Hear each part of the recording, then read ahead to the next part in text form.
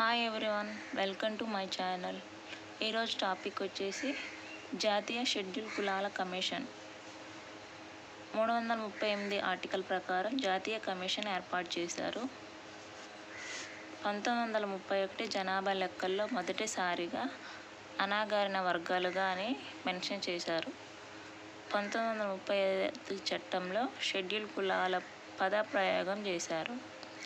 1978లో జనతా ప్రభుత్వం బోలా పాస్వాన్ శాస్త్రి నేతృత్వంలో జాతీయ కమిటీని ఏర్పాటు చేశారు. 1990లో 65వ రాజ్యాంగ సవరణ ద్వారా విపి సింగ్ ప్రధానిగా ఉన్నప్పుడు రాజ్యాంగ హోదా కల్పించారు. కమిటీ బదులుగా ఎస్సీ ఎస్టీ కమిషన్గా ఏర్పాటైంది. రాజ్యాంగ హోదా ఇవ్వడం వల్ల ఈ కమిషన్కి పదవీ కాలం 3 సంవత్సరాలు.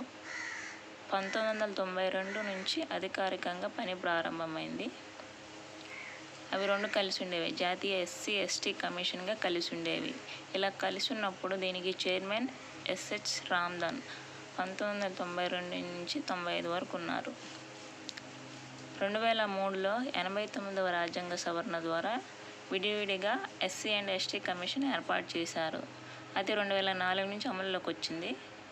జాతీయ ఎస్సీ కమిషన్ ఆర్టికల్ 338. దీనికి చైర్మన్ సూరజ్ బాన్. జాతీయ ఎస్టీ కమిషన్కి ఏమో దీనికి ఆర్టికల్ 338A. దీనికి Kunwar Singh.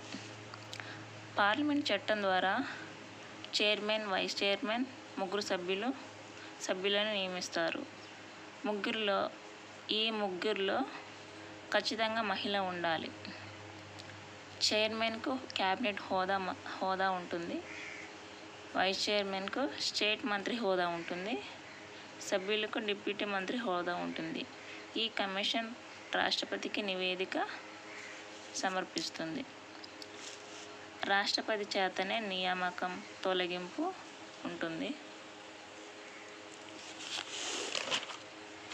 Next topic schedule తెగల జాతీయ కమిషన్. ఇది 2003లో 89వ రాజ్యాంగ సవరణ ద్వారా 16వ భాగం 338Aలో చేర్చడం జరిగింది. షెడ్యూల్ తెగల జాతీయ కమిషన్ 2004 నుంచి అమలు. దీనికి చైర్మన్ కున్వర్ సింగ్.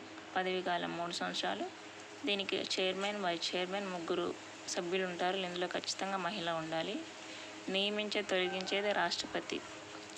రాజీనామా రాష్ట్రపతికి సమర్పిస్తారు.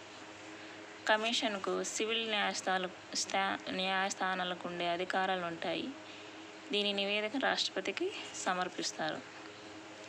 ఫ్రెండ్స్, ఈ టాపిక్ మీకు నచ్చినట్టయితే సబ్స్క్రైబ్ చేయండి, లైక్ చేయండి. Thank you.